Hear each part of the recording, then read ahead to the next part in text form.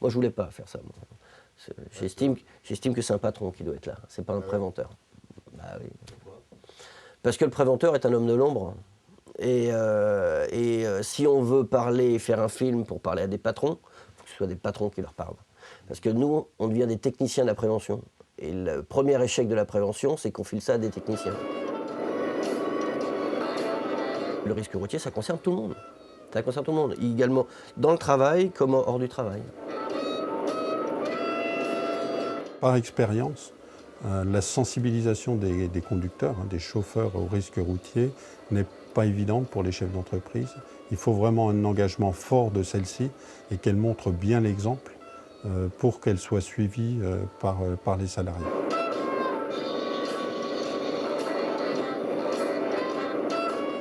Pour une entreprise de transport, on ne peut pas ne pas parler de sécurité. Et d'une.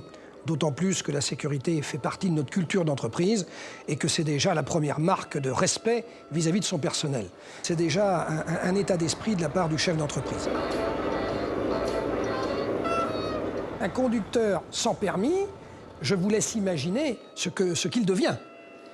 Que si vous voulez développer votre entreprise, pérenniser votre entreprise, il faut donc stabiliser vos gens et pour cela, au niveau sécurité routière, il faut les former.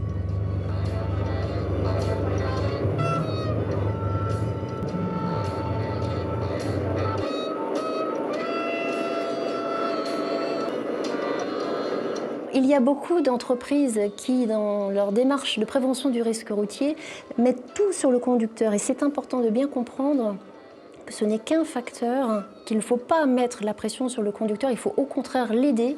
De toute manière, il doit respecter le code de la route. Il est sanctionné s'il ne le respecte pas. Ça ne sert à rien que l'entreprise rajoute une couche excessive. Bien sûr, il faut rappeler les règles, mais sans emphase, sans trop d'insistance, je pense. Enfin, c'est en tout cas notre culture d'entreprise.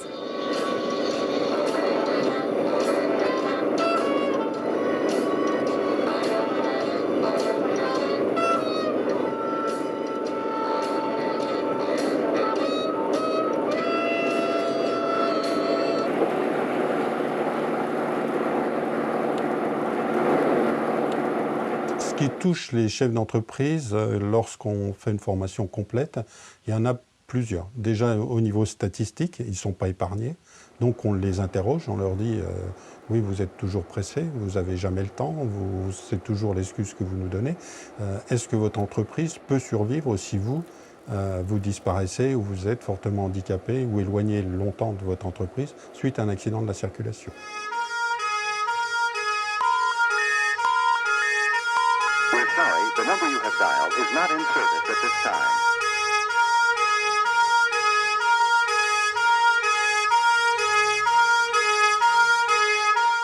Pour une entreprise d'une taille supérieure à 150 personnes, un accident mortel est facturé à cette entreprise-là plus de 430 000 €, qu'elle doit financer sur 3 ans avec un décalage de 2 ans.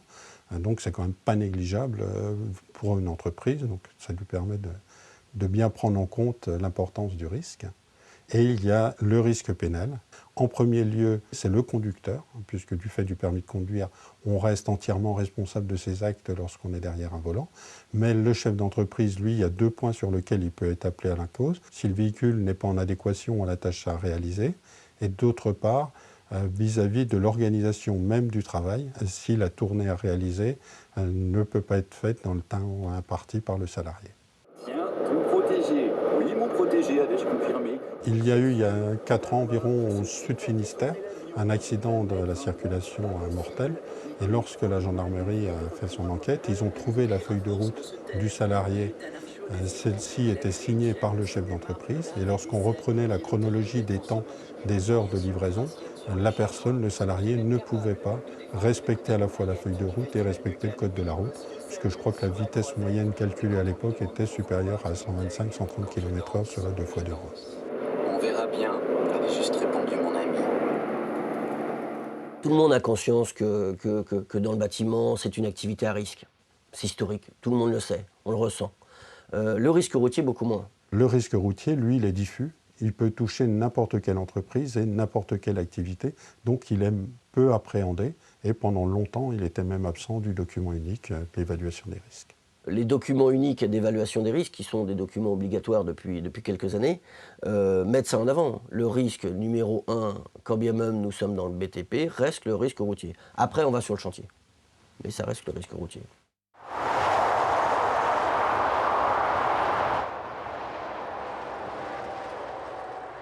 Pour nous, en fait, le risque routier, c'est le premier risque professionnel en entreprise, puisqu'on a 80 véhicules sociétés, et c'est la première cause potentielle d'accident, en fait.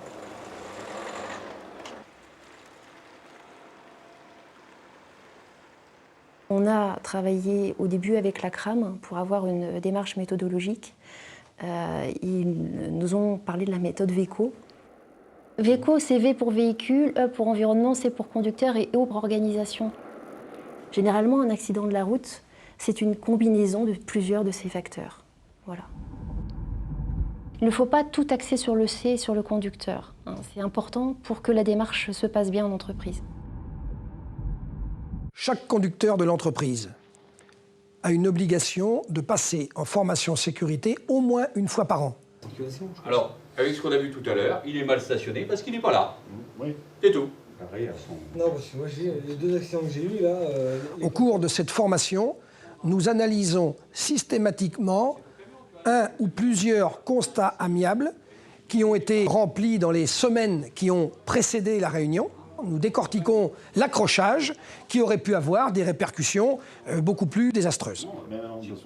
Pour sensibiliser à nouveau les conducteurs, nous avons fait l'acquisition il y a 2 ans d'un simulateur de conduite poids lourd.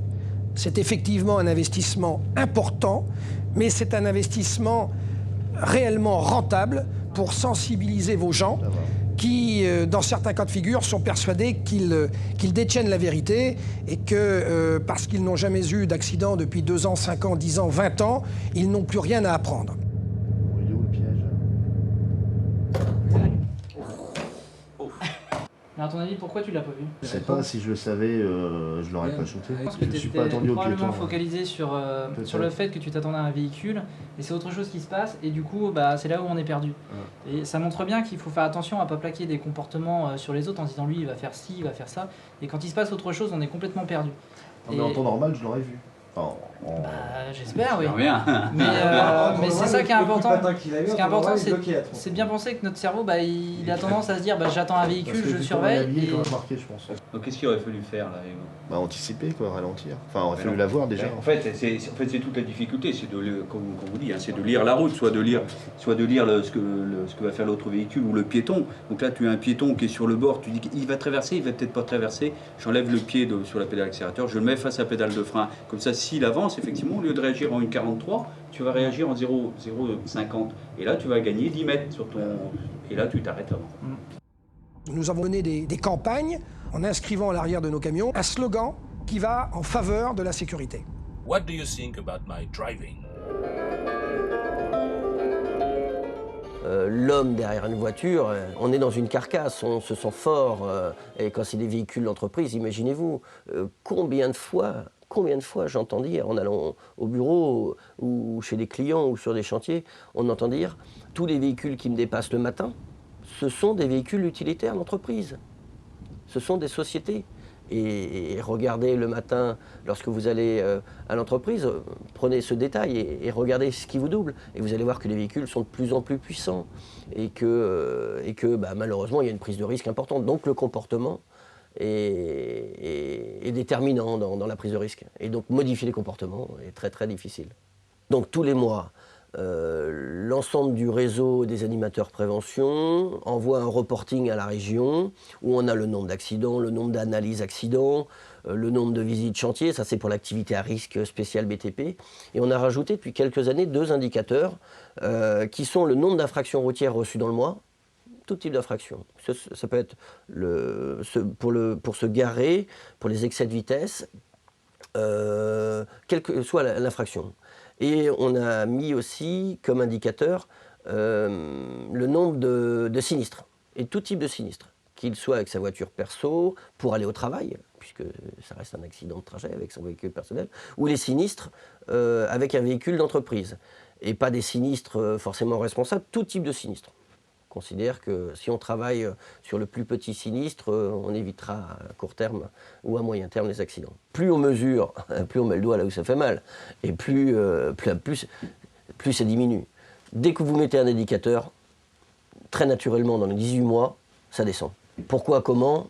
Ça descend. Parce que les mecs savent qu'ils sont mesurés. Depuis 2004, nous observons globalement une baisse au niveau de la sinistralité, très forte en matière de mission, ce qui veut dire que lorsque le chef d'entreprise est bien mobilisé, lorsque les entreprises sont mobilisées, la baisse peut être importante. Donc il y a une forte baisse mission qui est cachée par une légère augmentation en trajet.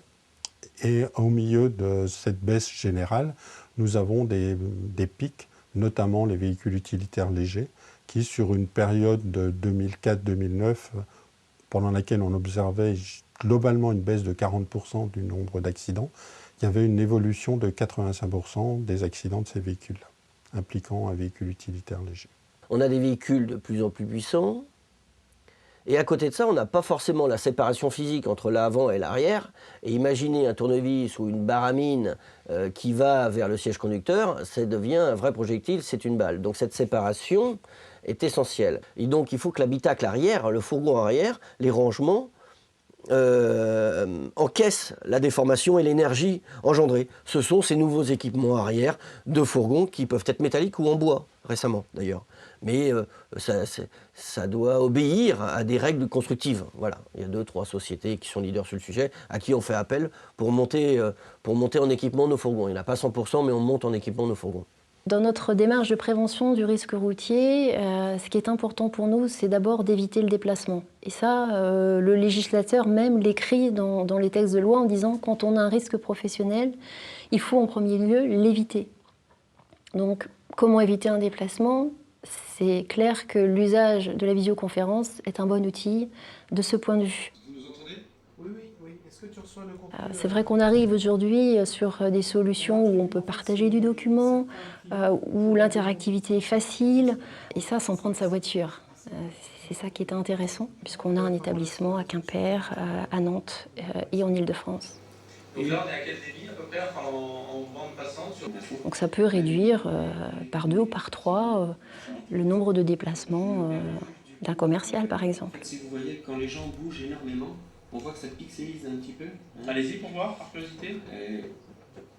Et en fait, vous le faites très bien. Allez, ciao. Donc c'est un outil qui, pour le coup, satisfait les managers et la responsable sécurité que je suis. Quand on est responsable sécurité, généralement, on est dans une fonction isolée dans l'entreprise.